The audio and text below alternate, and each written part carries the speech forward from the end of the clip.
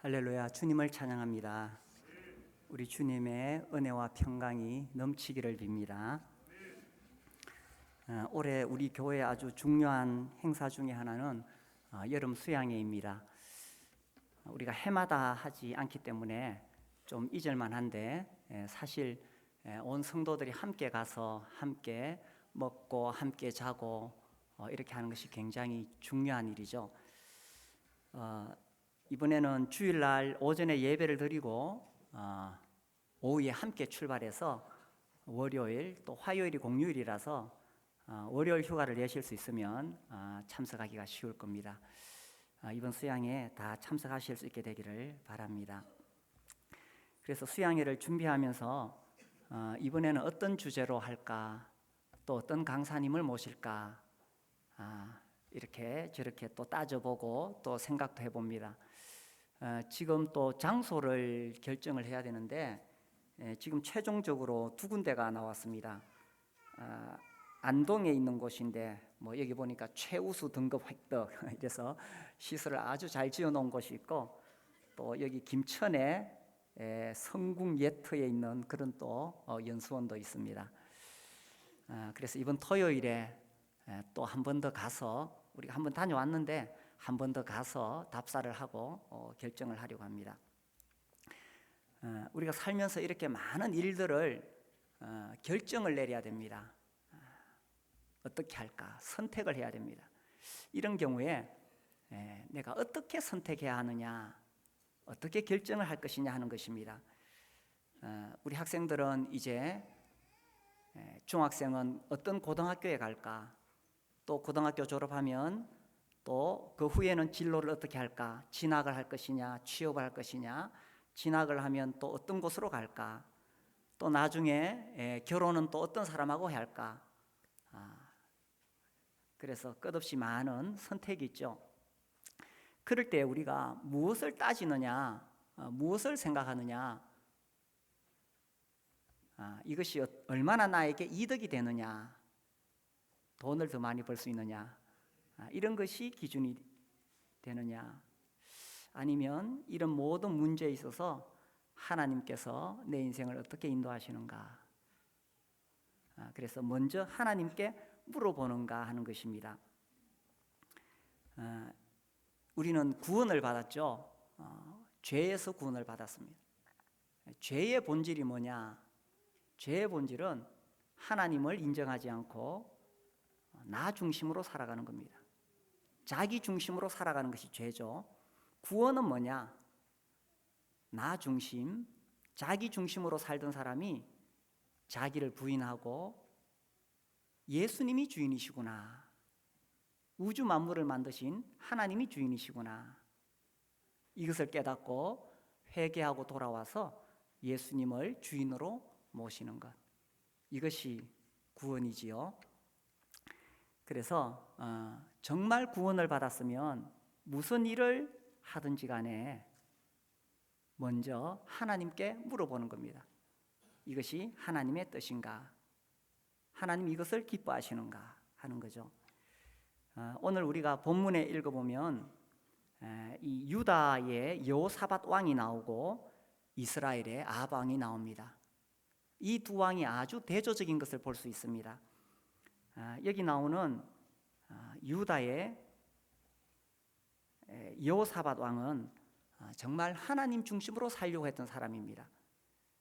그에 비해서 이 이스라엘 왕 아합은 하나님에 대해서 별로 관심이 없었습니다. 지금 이 아람하고 전쟁을 하기 위해서 이 이스라엘과 유다가 서로 연합하게 됩니다. 그래서 함께 이 아람과 전쟁을 해서 길랄 라못을 빼앗으려고 합니다. 그래서 이제 이 아합 왕이 내가 전쟁하러 갈 터인데 유다 왕인 여호사밧 왕이 함께 하겠느냐 이렇게 물었을 때에 4절에 보면 이 유다 왕이 내가 함께 하겠다, 나도 당신과 함께 하겠다 그러면서 5절에 이런 이야기를 합니다. 5절 보시면 여호사밧이 또 이스라엘 왕에게 이르되 청하건대, 뭐라고 했어요? 먼저 여호와의 말씀이 어떠하신지 물어보소서. 무엇을 결정하기 전에, 무슨 일을 하기 전에 먼저 여호와의 말씀이 어떠하신지 물어보소서. 이 여호사밧의 마음속에 하나님을 경외하는 마음이 있었던 거예요. 그래서 이것이 나에게 얼마나 이득이 되느냐를 생각하기 전에 하나님을 경외하기 때문에 하나님의 뜻이 무엇인가, 내 인생의 결정권이 나에게 있는 것이 아니라 하나님께 있습니다, 이런 거죠. 그리고 또 이 마음속에는, 하나님을 경외하는 여호사밧의 마음에는 하나님을 사랑하는 마음이 있었던 거죠. 하나님을 사랑하는데 하나님과 의논하지 않고 자기 마음대로 결정할 수 없잖아요. 작년에 제가 아주 이상한 경우를 봤어요. 우리 교회 앞에 어떤 집이 팔렸는데 한 남자가 와서 보고는 바로 집을 사기로 결정을 했어요. 그리고 나중에 이제 이 부동산에서, 이 중개소에서 계약서를 쓰는데 자기 아내에게 말을 안 했다는 거예요, 집 사는 거를. 그래서 나중에 자기 아내에게 좀 말 좀 잘해달라고. 아니, 집을 사는 문제가 작은 문제가 아니잖아요.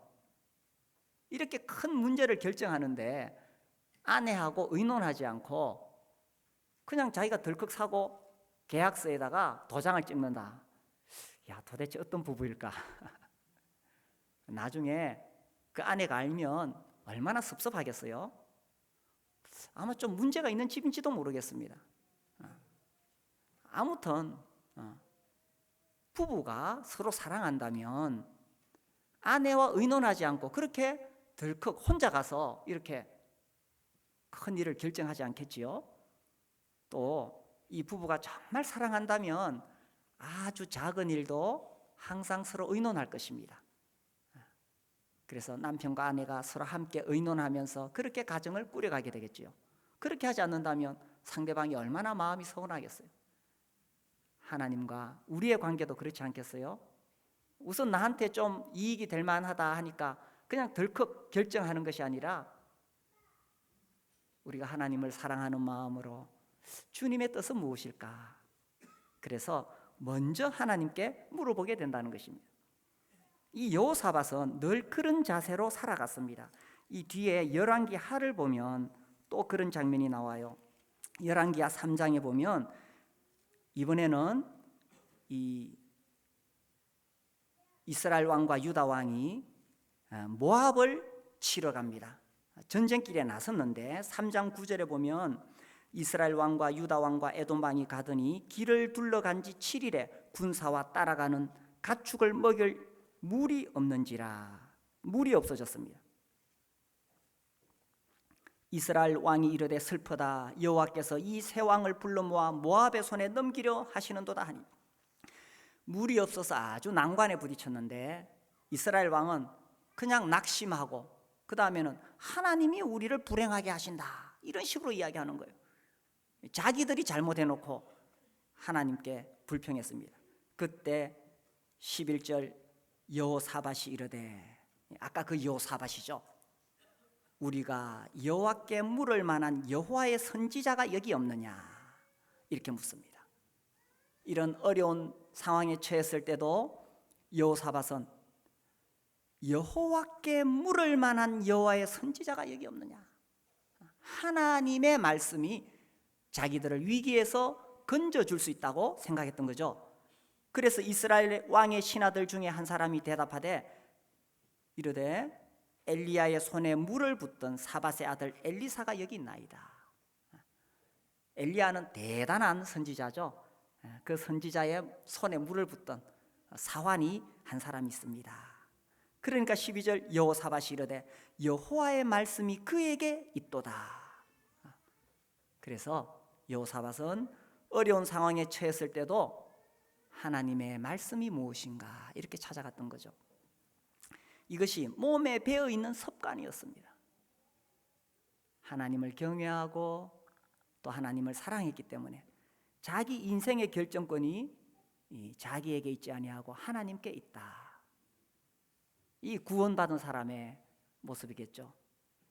그래서 먼저 하나님께 물어보시냐 하는 것입니다. 우리 옆 사람에게 한번 물어보세요. 먼저 하나님께 물어보십니까? 물어보세요. 돈 많이 벌 수 있다 그러면 뭐 하나님께 물을 거 뭐 있어요? 당장 달려가지. 근데 그렇게 하지 말고 돈이나 나의 안락이 중요한 것이 아니라 먼저 하나님께 물어보는 것입니다. 저는 가끔 이런 생각이 떠올라요. 제가 청년 시절에 한참 이 신앙이 무엇인가 배울 때에 하나님의 인도하심을 받아야 된다, 이런 것을 배웠어요. 그래서 그날 운동화를 사러 가는데 어떤 운동화를 살까 제가 하나님께 간절히 기도하고 갔던 적이 있습니다. 어떻게 생각해 보면 참 어리석은 것 같지만 지금은 제가 경험도 쌓이고 아는 게 많으니까 그때처럼 그렇게 순수하지 못했던 것이 주님 앞에 부끄러운 거예요. 무슨 운동화를 사든 그게 뭐 주님의 뜻이 어디에 있을까요? 그러나 그런 작은 것 하나에도 정말 주님의 인도하심을 구하는, 내 인생의 모든 결정권이 나에게 있지 아니하고 주님께 있습니다. 그래서 먼저 하나님께 물어보는 거죠. 이 하나님의 사람 다윗이 그렇게 살았습니다. 사울이 죽었을 때에 다윗이 여호와께 여쭈어 이르되, 이런 표현들이 사무엘 하에 계속 나옵니다. 다윗이 여호와께 여쭈어 이르되 내가 유다 성읍 중에 하나에 올라가리까. 그래 하나님이 올라가라 이렇게 대답하십니다. 블레셋이 공격해 왔을 때 다윗이 여호와께 여쭈어 이르되 내가 올라가리까. 아니 적군이 쳐들어왔는데 당연히 올라가서 싸워야 되죠. 그런데 하나님께 묻는 거예요. 또 블레셋이 공격해 오니까 다윗이 여호와께 여쭈어 이르되 내가 올라가리까. 하나님이 이번에는 올라가지 말고 저기 뒤로 가서 적을 쳐라 이렇게 또 가르쳐 주십니다. 다윗의 마음속에도 자기가 지혜를 짜내고 자기가 연구하고 결정하기 전에 하나님께 물었던 것입니다. 물론 우리가 어떤 것을 결정하기 위해서 많은 정보를 수집해야 되죠. 많이 따져보고 생각해 봐야 됩니다. 그러나 우리의 중심에 내 인생의 결정권자가 하나님이십니다. 하나님, 나는 지혜롭지 못하니 하나님께서 하나님의 지혜로 저를 인도해 주십시오. 이것이 예수 믿는 사람의 마음 자세가 아니겠어요? 그럼 우리가 어떻게 물을 수가 있을까요? 제가 아주 감명 있게 읽었던 책, 헨리 블랙가비의 하나님을 경험하는 삶 하는 책이 있습니다. 거기 보면 이 블랙가비가 이렇게 이야기합니다. 하나님은 하나님 자신과 자신의 목적과 길을 알려주시기 위해 성령님에 의해 성경, 기도, 환경과 교회를 통해 말씀하신다. 그래서 하나님께서 우리에게 하나님의 뜻을 알려주시는 4가지를 이야기했어요. 성경, 가장 기본이죠. 이 성경에 하나님의 뜻이 담겨져 있습니다. 그래서 우리가 성경을 계속 읽고 연구해야 됩니다. 우리 교회는 봄 학기, 가을 학기 이렇게 3공부를 하고 있습니다. 그래서 과정별로 쭉 되어 있는데 이번에도 우리 성도님들이 꼭 한 과목을 들으시기 바랍니다. 옛날에 나 들었는데 들었다 하더라도 또 다시 듣는 것도 매우 유익합니다. 그래서 이번 봄을 그냥 흘려보내지 마시고 하나님 말씀을 공부하세요. 하나님 말씀을 공부해야 우리가 하나님의 뜻을 알 수 있거든요. 그리고 기도하고 또 이 환경이 어떻게 되어져 가는가 잘 살피고 또 교회를 통해서 우리가 성경을 통해서 알 수 있는 것은 우리는 항상 나와 하나님 개인의 관계를 너무 중시하는 경향이 있습니다. 어떤 것을 결정할 때도 나 개인을 너무 중시하는 경향이 있습니다. 그런데 하나님은 우리를 구원하셔서 교회를 이루시고 이 교회 공동체를 함께 인도해 가신다는 것입니다. 그래서 어떤 일을 결정하기 전에 교회와 내 결정이 어떤 관계가 있는가? 내가 이렇게 결정하는 것이 교회와 어떤 상관이 있는가? 또 교회 장로들에게 와서 상담하고, 아니 취업을 하려고 그러는데 이 문제를 그 분야의 전문가에게 가서 상담을 해야 되겠죠. 장로들이 뭐 그 분야에 알지도 못하는데. 그러나 하나님 앞에 겸손한 자세로 장로들과 상담하고 또 기도를 받고 그렇게 하는 거예요. 이 여호사밧이 계속 찾았던 것이 여호와께 물을 만한 여호와의 선지자가 어디에 있느냐. 우리가 하나님을 경외하는 마음으로 하나님의 뜻을 구하고, 다 결정해놓고 내가 이렇게 하기로 했습니다, 결정해놓고 보고하지 말고 그 전에 와서 먼저 묻고 하나님 앞에 기도하고 그렇게 하나님의 뜻을 찾아가는 거예요. 이 조지 밀러가 하나님의 뜻을 알기 위해서 했던 이 과정들이 있는데 이게 참 도움이 됩니다. 조지 밀러는 어떤 일을 결정하기 전에 하나님의 뜻을 이렇게 구했습니다. 첫 번째 단계는 처음에 저는 하고자 하는 일에 대하여 제 마음에 제 뜻이 한치라도 남아있지 않는 상태가 되기를 구합니다. 그래서 자기의 모든 생각을 다 내려놓습니다. 두 번째는 제 느낌이나 감상의 결과를 맡겨놓지 않습니다. 세 번째는 저는 성령님의 뜻을 성경에서 혹은 성경과 관련해서 찾습니다. 그래서 자기의 생각을 다 내려놓고 성령님의 뜻을 성경을 통해서 찾아가는 겁니다. 네 번째는 그 후에 저는 제게 주어진 환경을 봅니다. 다섯 번째, 저는 하나님의 뜻을 바로 가르쳐 주시기를 기도합니다. 여섯 번째, 하나님께 기도하고 말씀을 공부하고 묵상함으로 저는 제 능력과 지식이 닿는 한 신중한 판단을 하게 됩니다. 그리고 제 마음이 계속 평안하고 두세 번 더 간구할 때까지도 계속 평안이 있으면 실천에 옮깁니다. 이것이 하나님 중심으로 사는 사람의 자세가 아니겠어요? 하나님이 나의 주인이십니다. 제가 주님의 결정에 따르겠습니다. 하나님이 나의 목자이십니다. 주님이 저를 인도해 주실 것을 믿고 주님을 의지하겠습니다. 이런 자세죠. 반면에 나 중심으로 사는 사람, 이 아합은 어떻게 했습니까? 이 열왕기상 22장 본문 말씀 이 6절을 보시면, 이스라엘 왕이 이에 선지자 400명쯤 모으고 그들에게 이르되 내가 길랏 라못에 가서 싸우랴 말랴. 그들이 이르되 올라가소서. 주께서 그 성읍을 왕의 손에 넘기시리라. 이 여호사밧 왕이 하나님의 말씀을 구하니까 선지자들 모았어요. 한두 명 모은 것도 아니고 400명이나 모았습니다. 엄청나게 많은 사람들이죠. 그런데 그들이 진실로 하나님의 뜻을 전하는 사람들은 아니었다는 거예요. 근데 그 사람들이 하는 이야기는 올라가라, 가서 싸워라, 이렇게 자기를 경계하는 이야기였지만 진실로 하나님의 말씀을 전하는 사람은 아니었어요. 이 사람들 말 듣고 갔다가 나중에 낭패를 당하는 거예요. 우리도 어디서 정보를 얻느냐, 이 굉장히 중요합니다. 내가 살아가는데 필요한 정보를 어디서 얻느냐. 현대인들이 정보를 얻는 곳은 스마트폰이죠. 그래서 뭐 구글, 네이버 뭐 이런 거 가지고 우리가 필요하면 날 거기를 검색을 해봅니다. 그래서 그런 것들을 통해서 자료를 모으고 분석할 필요도 있습니다.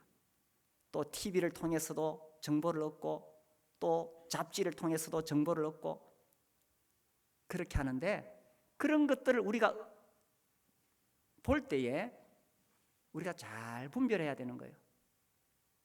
이것이 하나님의 말씀인가 세상적인 가치관인가 하는 것입니다. 얼마 전에 제가 신문에서 이상한 제목을 봤어요. 10대에게 피임 접근권을 허하라, 이런 제목이 있었어요. 그래, 이 좀 이상하다. 제가 읽어봤습니다.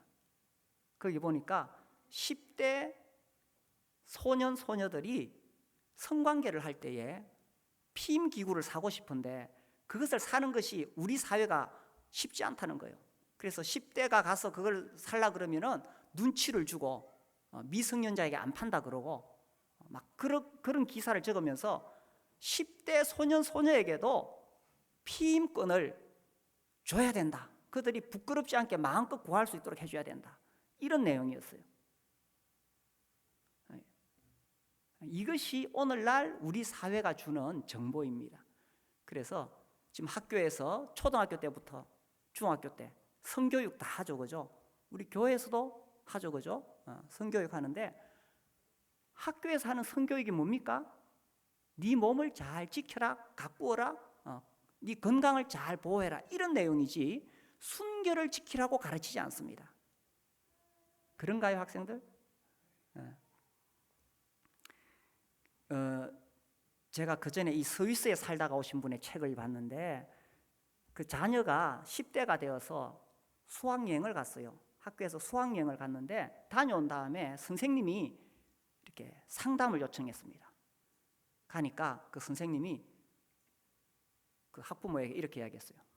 아니 10대를 수학여행을 보내면서 피임기구를 안 들려보냈느냐, 이렇게 이야기를 하더래요. 제가 그 책을 본 지가 한 10년이 넘은 것 같아요. 그래서 그 잘 사는 복지국가 스위스 10년 전에 있었던 이야기예요. 지금 오늘날 우리 사회가, 우리 대한민국도 그렇게 지금 가고 있는 거예요. 그래서 어디서 정보를 얻느냐 하는 것입니다. 하나님의 말씀은 절대 기준입니다. 하나님 말씀은 침소를 더럽히지 마라, 간음하지 마라. 그래서 결혼하기 전까지 순결을 지켜라. 그래서 이런 것들을 깨달은 많은 또 젊은이들이 순결 서약을 합니다. 그래서 어디서 우리가 정보를 얻고 어떤 가치관에서 살아가느냐 하는 거죠. 그래서 우리가 정보를 얻을 때도 이것이 하나님의 말씀에 합당한가 잘 분별해야 되는 것입니다. 우리 교회 아기들이 많은데 참 축복이죠. 아기들이 많다는 것은 아기들을 키울 때도 마찬가지겠죠. 이 아이를 어떻게 키워야 되는가, 육아에 대한 정보가 막 쏟아져 나옵니다. 참 좋은 정보들이 많이 있어요. 그런데 한편 제가 이렇게 보면 이건 너무나 하나님의 말씀과 거리가 멀다고 생각하는 것들이 많이 있어요.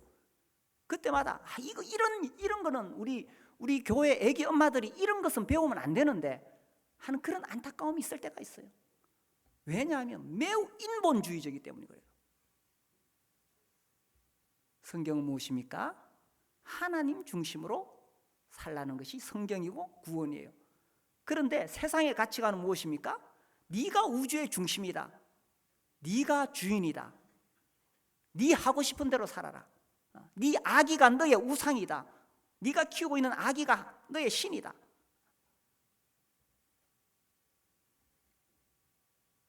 에베소서 6장 4절에 아비들아 너희 자녀를 노엽게 하지 말고 오직 주의 교훈과 훈계로 양육하라. 그래서 물론 세상의 육아 정보를 통해서도 우리가 배울 것이 있지만 더 중요한 것은 잘 분별하는 거예요. 이것이 하나님의 말씀에 비추어 어떠한가. 그래서 주의 교훈과 훈계로 양육하라.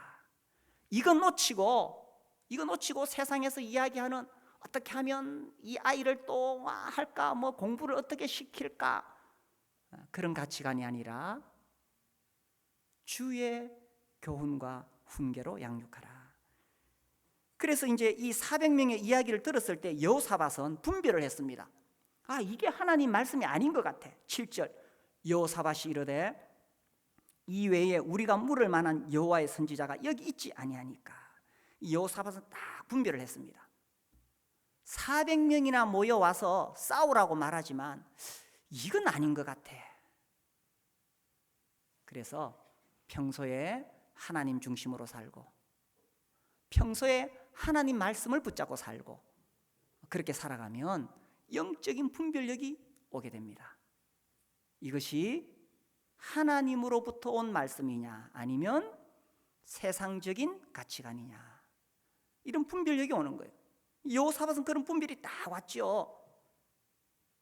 그래서 진짜 하나님의 말씀을 구했던 것입니다. 그때 8절 이스라엘의 왕이 여호사밧 왕에게 이르되 아직도 이물라의 아들 미가야 한 사람이 있으니 그로 말미암아 여호와께 물을 수 있으나, 아직 한 사람은 있습니다. 그러나 그는 내게 대하여 길한 일은 예언하지 아니하고 흉한 일만 예언하기로 내가 그를 미워하나이다. 이게 나 중심으로 사는 사람의 특징이에요. 하나님 말씀을 들어도 자기가 듣고 싶은 이야기만 듣고 싶고, 자기가 듣고 싶지 않은 것은 거부하는 사람, 나 중심으로 사는 사람이죠. 이게 사람의 본성 아니겠어요? 다 듣고 싶은 이야기만, 자기 좋은 소리만 듣고 싶은 거예요. 어쩌면은 교회도 여기에 맞추어서 오늘날 많은 설교가 전해지고 있습니다. 그래서 사람들이 듣기 좋은 설교, 뭡니까? 현대 생활이 너무 지치고 스트레스 받으니까 교회에 와서 좀 나를 위로하고 격려하는 이야기를 해달라.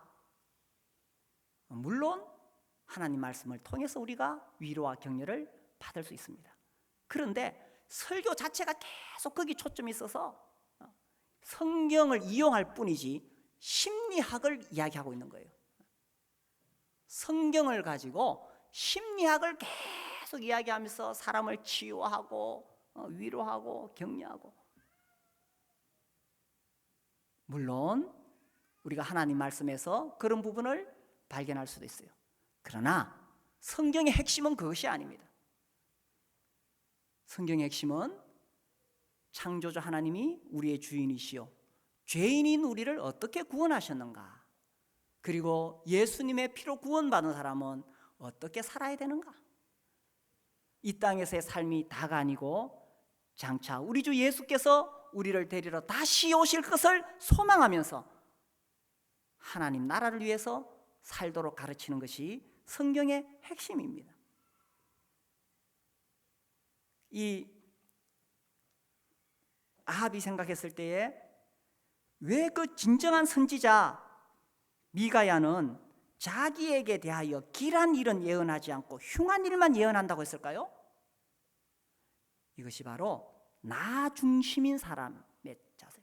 나 중심인 사람은 하나님 말씀이 거북스러워요. 하나님 말씀이 불편해요. 너희가 하나님과 재물을 겸하여 섬기지 못하리라. 이런 말씀이 매우 불편한 거예요. 너희는 먼저 그의 의와 그의 나라와 그의 의를 구하라. 이런 말씀이 싫은 거예요. 그래서 자기에게 길한 일이 아니라 흉한 것이라고 생각하죠. 그러나 사실은 이 하나님 말씀이야말로 우리에게 길한 것이요, 이 하나님 말씀이야말로 우리를 살릴 수 있는 거예요. 하나님과 재물을 겸하여 섬기지 못하니라. 이 말씀이 우리를 살릴 수 있는 거예요. 너희가 먼저 그 나라와 그 의를 구하라. 이 말씀이 우리의 영혼을 살릴 수 있는 거예요. 하나님 중심으로 사는 사람은 이런 말씀 들으면 마음에 감동이 오고 기쁨이 오고 위로가 있는 거예요. 그래, 내가 하나님을 섬겨야지. 그래, 내가 그 나라와 그 의를 구해야지. 하나님 중심으로 사는 사람은 이 말씀이 힘이 되고, 나 중심으로 사는 사람은 이 말씀이 불편한 거예요. 그래서 그 결과가 어떻게 됩니까? 자, 봅시다. 이제 이 미가야를 불러옵니다.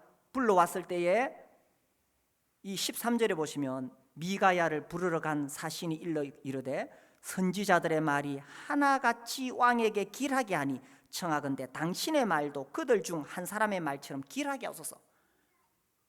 미가야에게 좀 좋은 말 좀 하시오. 왕한테 맨날 흉한 소리 하지 말고 왕의 기분을 좀 맞추어 주시오. 14절 미가야가 이르되 여호와께서 살아계심을 두고 맹세하노니 여호와께서 내게 말씀하시는 것 곧 그것을 내가 말하리라. 이것이 하나님 말씀을 전하는 사람의 자세겠죠. 상대방이 듣기를 좋아하든지 거부하든지 간에 하나님께서 말씀하시는 것을 내가 전하리라. 이것이 하나님 말씀 전하는 사람의 자세가 아니겠어요? 바울이 갈라디아서 5장 11절에 이렇게 했어요. 내가 지금까지 할례를 전한다면 어찌하여 지금까지 박해를 받으리요. 이 바울이 예수 십자가의 복음, 은혜로 구원받는 복음을 전했을 때에 그 당시 유대 할례주의자들이 얼마나 바울을 박해했습니까? 그게 바울이 하는 이야기예요. 내가 할례를 전했으면 내가 이런 박해받지 않는다. 그러나 내가 사람을 기쁘게 하랴, 하나님을 기쁘게 하랴.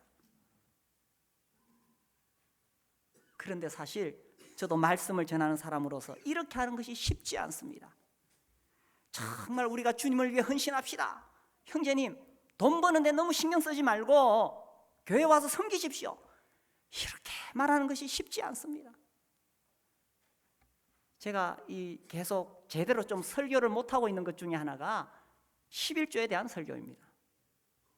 제가 몇 년째 이걸 내가 좀 이야기를 해야 되는데, 그런데 그날 하필 또 우리 교회에 처음 오신 분이 계시는데 이런 이야기를 하면 부담이 되지 않을까.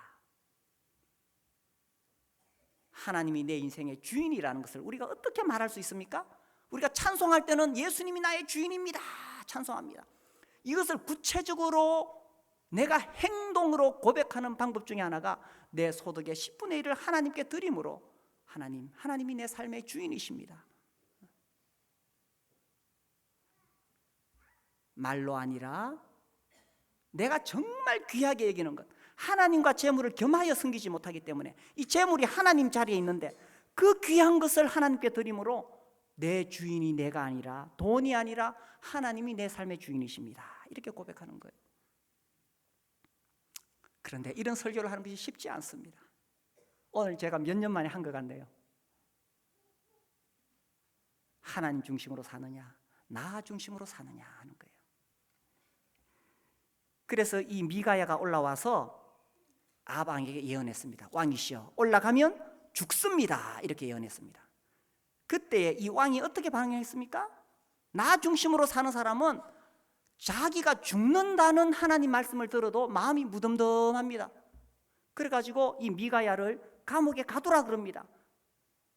이놈을 옥에 가두고 내가 평안히 돌아올 때까지 고생의 떡과 고생의 물을 먹이라, 실컷 고생시켜놔라, 이렇게 합니다. 형제님, 그렇게 살면 안 됩니다.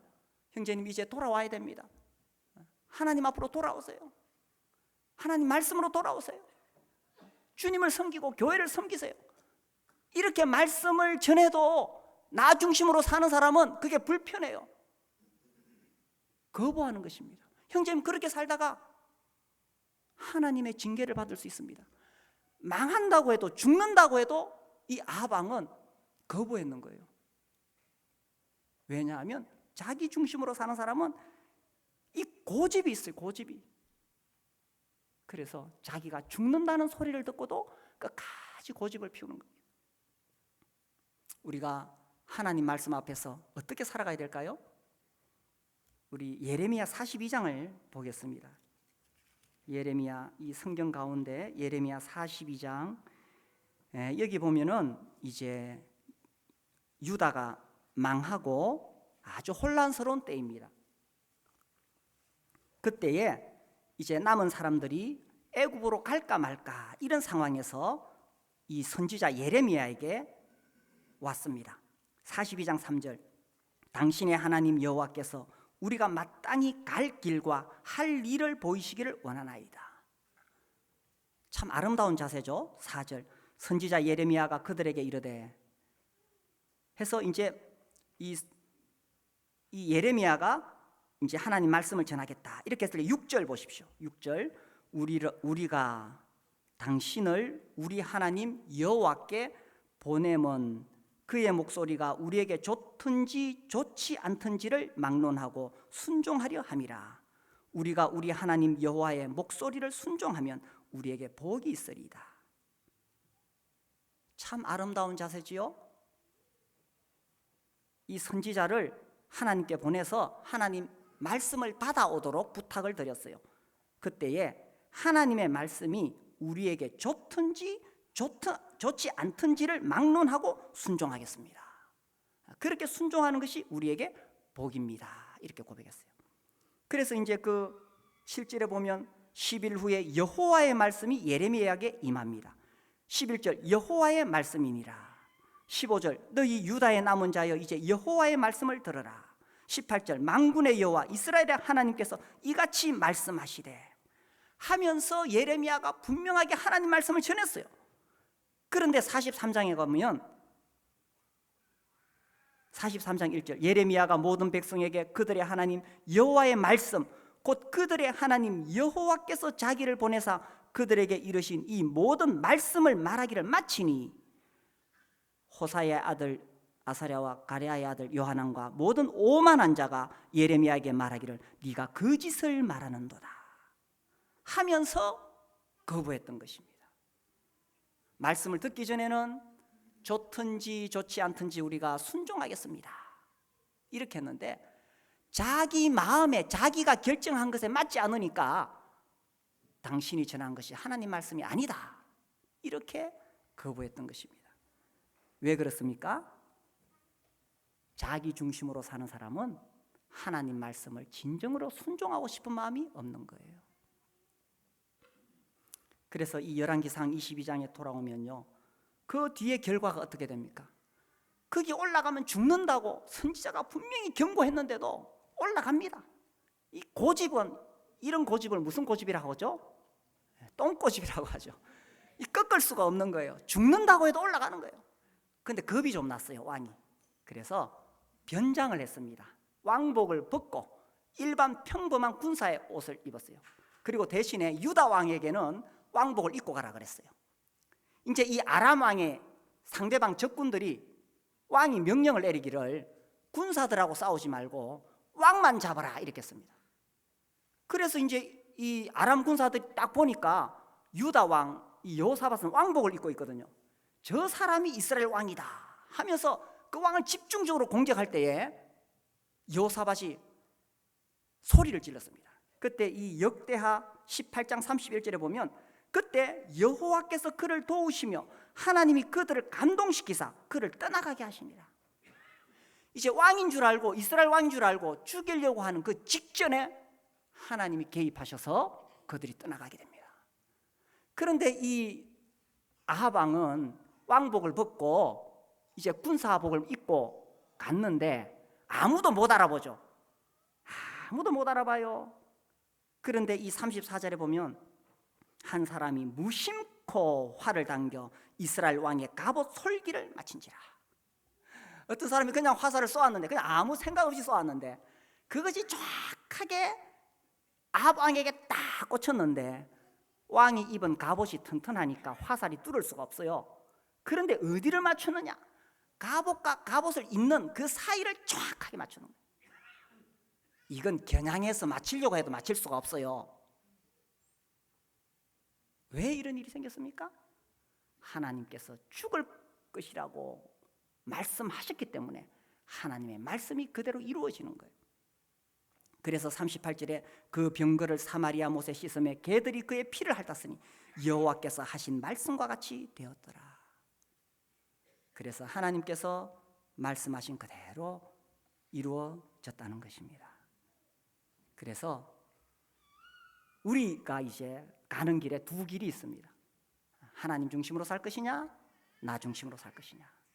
하나님 말씀이 끝없이 나에게 경고하는데도 끝까지 고집을 부리고 하나님 말씀을 거부하면 결국 아합과 같이 될 것입니다. 그러나 하나님 말씀이 나에게 경고할 때에 예 하나님 내가 잘못했습니다. 하나님 내가 나 중심으로 살았습니다. 하나님 이제 내가 회개하고 돌아가기를 원합니다. 하나님이 나의 주인이십니다. 이렇게 돌이킨다면 하나님께서 우리의 삶을 인도하시고 이끌어 가실 것입니다. 예수님이 말씀하시기를 하나님께 속한 자는 하나님의 말씀을 듣나니 너희가 듣지 아니함은 하나님께 속하지 아니하였습니다. 하나님께 속한 사람은 하나님의 말씀을 듣습니다. 그래서 내가 무엇을 하든지 나 중심이 아니라 하나님 중심으로 결정할 때 먼저 하나님께 물어보는 것이죠. 그래서 어떤 일을 할 때에 돈 더 많이 벌 수 있다, 좀 더 안락하다, 편안하다 그런 쪽으로 쉽게 결정하기보다는 하나님의 뜻이 무엇입니까? 이렇게 하나님 앞에 물어보시고 살아가실 수 있게 되기를 바랍니다. 우리 함께 일어나서 기도하겠습니다.